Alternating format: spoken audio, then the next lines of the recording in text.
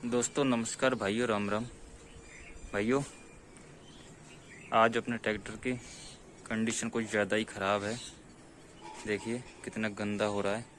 तो आज दोस्तों इसकी धुलाई करते हैं, इसको बिल्कुल चमका देते हैं।